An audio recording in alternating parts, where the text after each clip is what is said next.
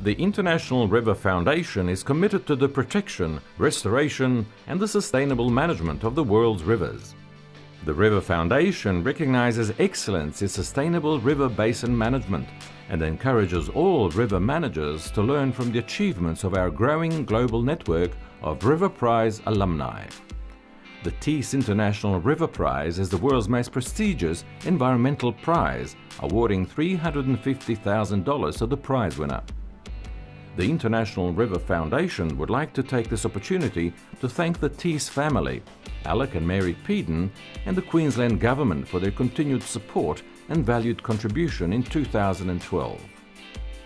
To assist the sharing of knowledge amongst a global community of practitioners, the 2012 Thiess International River Prize includes a $100,000 grant to support the winner in their chosen twinning endeavour.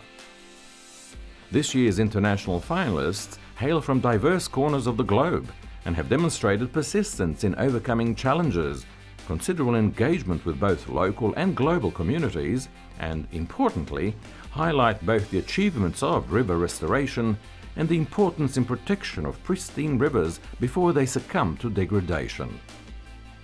The 2012 Thiess International River Prize finalists are Nushagak River, Alaska, USA. The Nushagak-Malchutna Watershed Council was formed in 2000 to provide an umbrella for organizations concerned about the future of the Nushagak River in remote southwestern Alaska. The council was recently renamed the Bristol Bay Heritage Land Trust.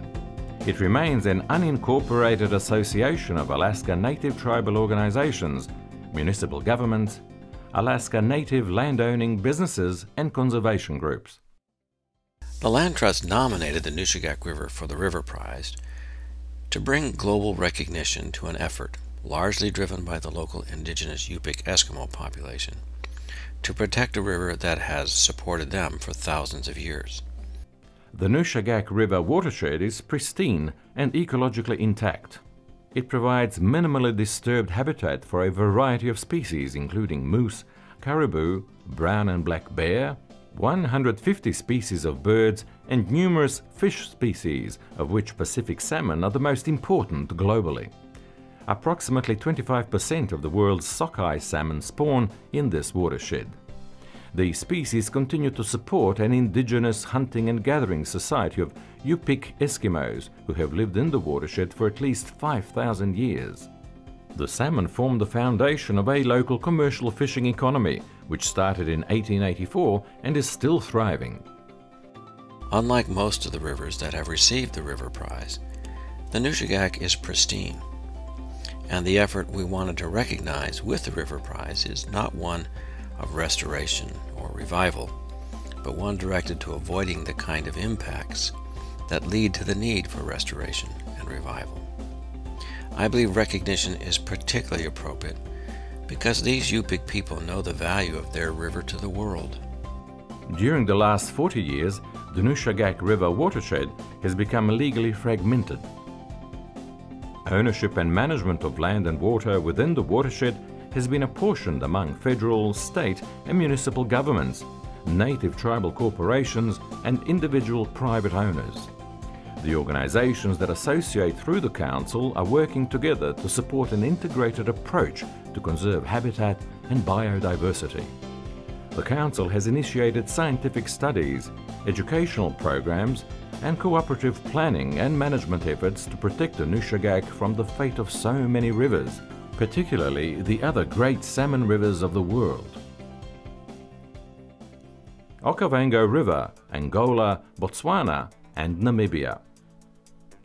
The Kubango-Okavango River system in Africa, flowing 1,000 kilometers from Angola through Namibia to Botswana, is one of the few relatively undeveloped river systems in the world and a natural wonder in a dry region.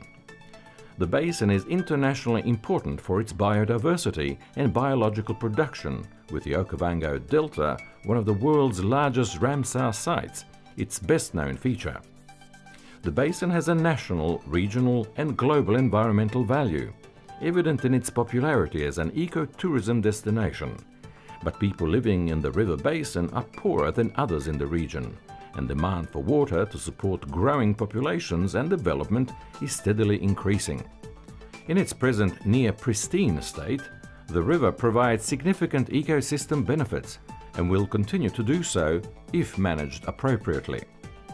We want to highlight the need to restore damaged rivers and create a global blueprint for fair and responsible management of wetlands like ours that are still pristine. The three riparian states' commitment to developing a joint cooperative management regime for sustainable development and management of the basin was expressed through establishment of the permanent Okavango River Basin Water Commission, OKACOM, in 1994 to provide technical advice about conservation, development and utilization of water resources of common interest. It was a great challenge to bring together three countries with such a very different governance structures, cultures, language and needs. The shared vision of the states is to anticipate and reduce unintended, unacceptable and unnecessary impacts to the resources of the Okavango Basin system. The first such organization established in the region, OKACOM, has come to be recognized for its independent thinking and committed ownership of decision-making. The scientific assessment of the river and its people was highly successful and is now informing negotiations between Angola, Botswana and Namibia on how to share the benefits of the river in a basin-wide sustainable way. To effectively implement its mandate, OKACOM has actively invested in developing a sound knowledge base on which to base its decisions and on operational structures that ensure its effectiveness. Prespa Lakes, Greece. Lake Mikri Prespa, situated in the heart of the Balkans, is one of the oldest lakes in Europe. By the early 1990s, the degradation of Mikri Prespa had advanced significantly. Littoral wet meadow areas had considerably dwindled.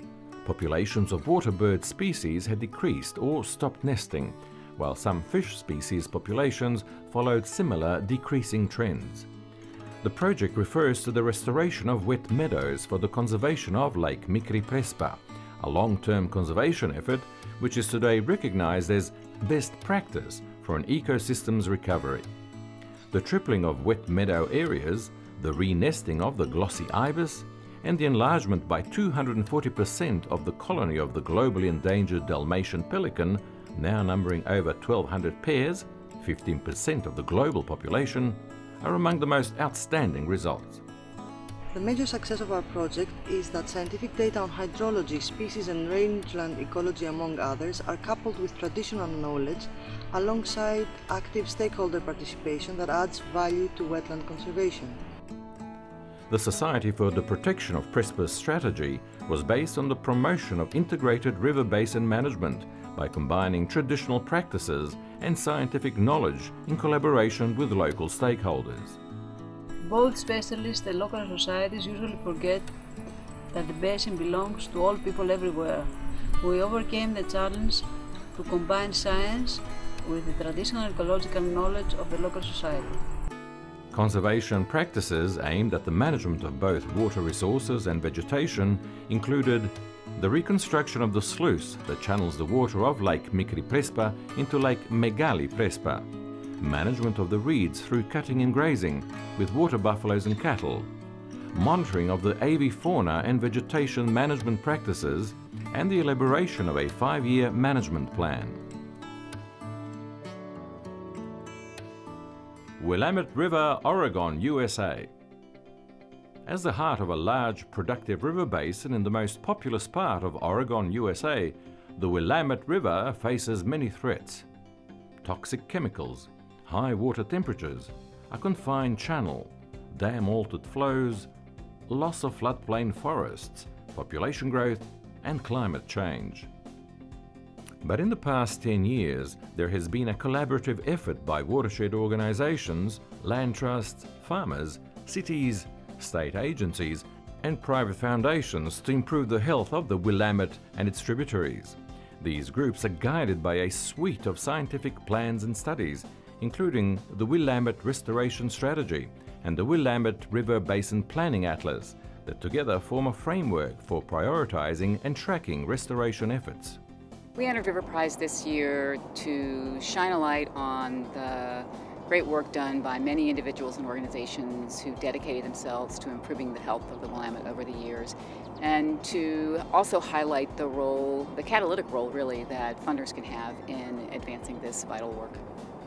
A new public and private funding partnership between the Mayer Memorial Trust, the State of Oregon Watershed Enhancement Board, and the Bonneville Environmental Foundation is supporting projects to improve channel complexity, increase floodplain river connections, and expand floodplain forests and riparian buffers.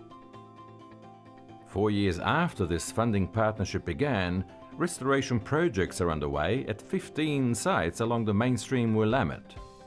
These projects encompass over 2,500 acres of land, either undergoing active restoration or set aside for future projects through acquisition and easements.